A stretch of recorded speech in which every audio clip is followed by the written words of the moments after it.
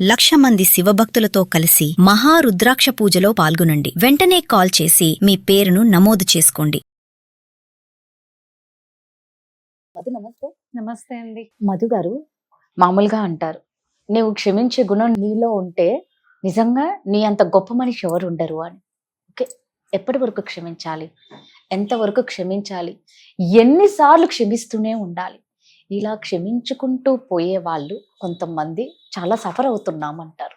అది ఎలా ఉండాలి, ఎందుకు సఫర్ అవుతారు? క్షమించడం అనడం కంటే సర్దుకుపోవడం అండి. అది క్షమించడం అంటే ఎంతవరకు క్షమిస్తారు? ఒక్కసారి మిస్టేక్, రెండోసారి కూడా తెలియక చేశారు, థర్డ్ టైం కూడా ఓకే, ఫోర్త్ టైం అయినా 10th టైం అయినా క్షమించడం అవుతుందా? అది సర్దుకోవడం అవుతుందా?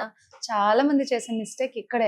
మనం క్షమిస్తే వాళ్ళు మారుతారులే, ఇంకోసారి తెలుసుకుంటారులే, మళ్ళీ చెయ్యర్లే అని చెప్పి చాలా సార్లు క్షమిస్తున్నది భార్యలు భర్తలే. భర్తలు కూడా హారిబుల్ సిచ్యువేషన్స్ లో టాక్సిక్ వైఫ్ ఉన్నప్పుడు హస్బెండ్స్ కూడా భరిస్తూనే ఉంటారు. వదిలేస్తే ఎలా, లైఫ్ ఎలా ఆగిపోతుంది, పిల్లలు ఎలా, మనం ఇంకా అందరిలో తక్కువ అయిపోతాం అని చెప్పి భర్తలు భరిస్తూనే ఉంటారు ఆడవాళ్ళని. ఒక్కసారి క్షమించాలి, 2 సార్లు 3 సార్లు 4సారి కూడా క్షమించవచ్చు. ఆ తర్వాత కూడా అంటే అది సర్దుకోవడమే. నిజమే. ప్రతి మనిషికి క్షమాపణ ఖచ్చితంగా ఉండాలి, కాదని కాదు.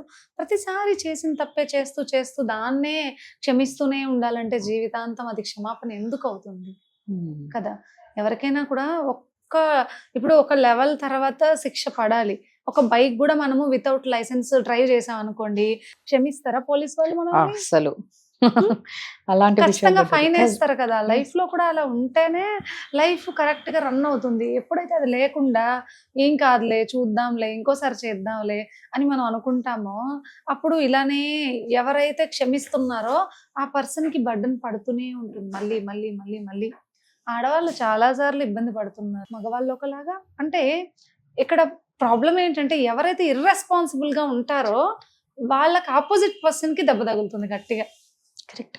అది వైఫ్ అయినా కావచ్చు, హస్బెండ్ అయినా కావచ్చు, బోత్ సైడ్స్. ఎవరైతే రెస్పాన్సిబుల్ గా ఉంటారో ఆ ప్లేస్ కి కరెక్ట్ గా రెస్పాన్సిబుల్ ఉన్న పర్సన్ వస్తే ఈక్వల్ గా ఉంటుంది, ఇబ్బంది లేదు. ఒకరు రెస్పాన్సిబుల్ గా ఉండి ఒకరు ఇర్రెస్పాన్సిబుల్ గా ఉన్నారనుకోండి, చాలా ఇబ్బంది కదా లైఫ్ లో.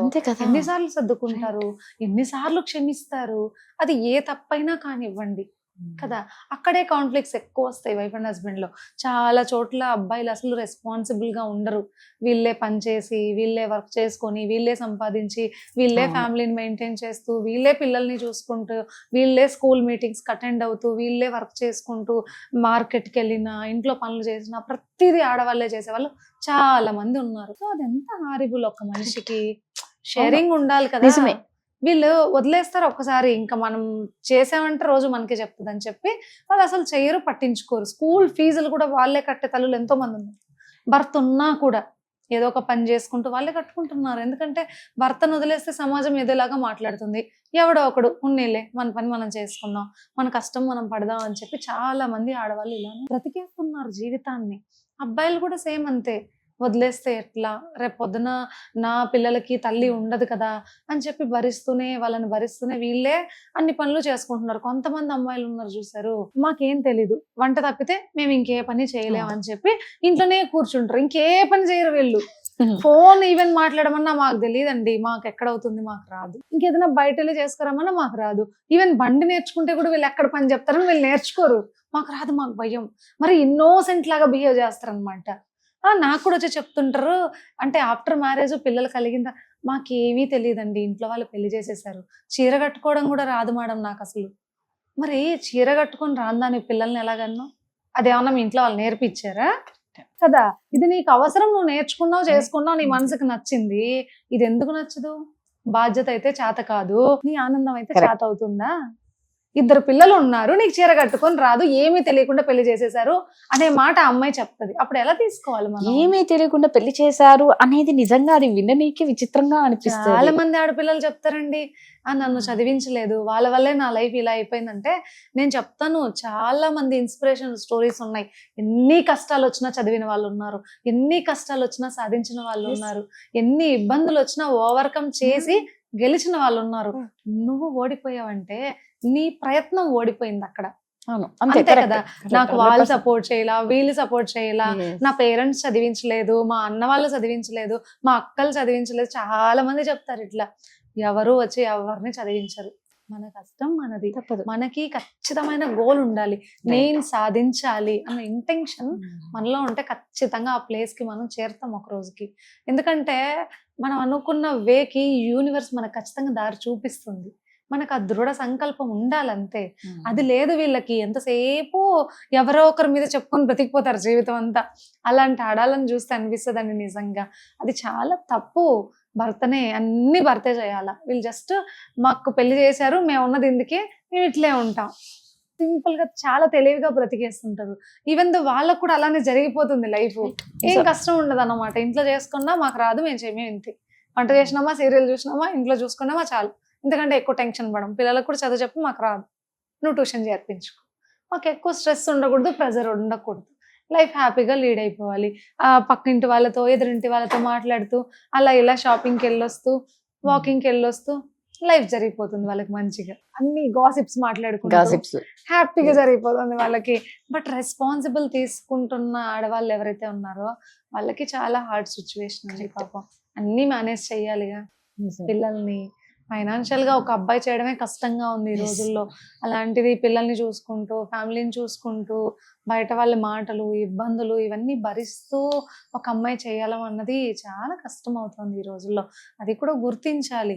మూర్ఖత్వం కావాలని చేస్తున్న వాళ్ళని నిజంగా ఎవడు ఏం చేయలేదు, భగవంతుడు తప్ప. చాలా మంది కావాలని చేస్తున్నారు. మనం చేస్తే రేపటి నుంచి మనం ఈ బాధ్యత తీసుకోవాల్సి వస్తుందని ఏమీ తెలియనట్టు గొడవ చేసుకొని కామ్గా అలా ఉండిపోవడం. వీళ్ళేమో ఇంకా తప్పక పిల్లల్ని వదిలేయలేక చదివించడం, స్కూల్ ఫీజులు కట్టడం, వీళ్ళే కష్టపడడం. చాలా మంది ఈవెన్లో ఇండ్లలో పని చేసుకునే వాళ్ళ పరిస్థితి కూడా అలానే ఉంది. భర్త సపోర్ట్ చేయక, వచ్చిన అమౌంట్ కూడా వీళ్ళు తాగేసి పట్టించుకోక ఇంకేం చేయాలి తను. పైగా మళ్ళీ క్వశ్చన్స్, నువ్వు ఎక్కడికి వెళ్ళావు, ఎందుకు వెళ్ళావు, ఇంతసేపు వెళ్ళావు అని మాట్లాడతారు. మీరు అన్నట్టు నిజంగా ఇదంతా చూస్తూ ఉంటే క్షమించడం ఎక్కువ అయిపోతే దాన్ని సర్దుకోవడం అనే అంటారు. అంతేగా అండి. క్షమించడం ఎక్కడి వరకు? ఒక 3 times 4 times ఓకే. ఎవరైనా స్కూల్లో పిల్లలు చదువుకుంటున్నారు, చెప్పినట్టు వినలేదు, టీచర్ ఎన్నిసార్లు క్షమిస్తారు? ఒక్కసారి 2 సార్లు, 3rd time వాళ్ళు పనిష్మెంట్ ఇవ్వరా? ఇవ్వాలి కదా, అప్పుడే కదా పిల్లలు బాగుంటారు.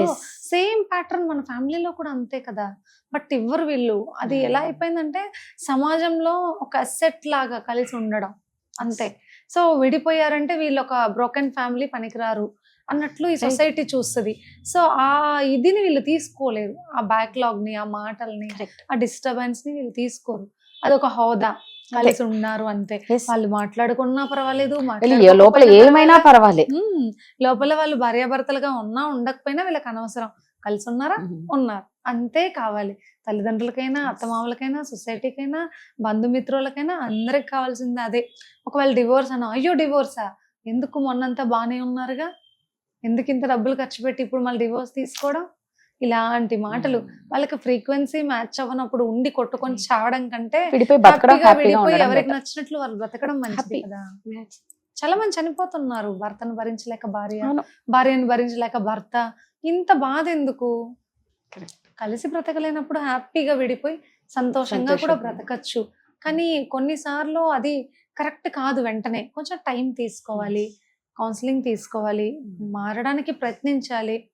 ఇంకా కూడా మన వేవ్ లెంత్ మ్యాచ్ అవ్వట్లేదు అని అనుకున్నప్పుడు హ్యాపీగా తీసుకోవచ్చు, ఇబ్బంది ఏం లేదు.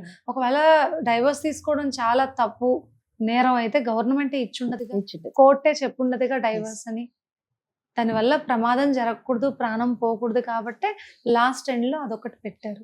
సో అది కూడా మనకు ఆప్షన్ ఉంది. చనిపోవాల్సిన అవసరం లేదు, క్షమాపణ కూడా అంత దూరం అవసరం లేదు. రైట్, థ్యాంక్ యూ అండి.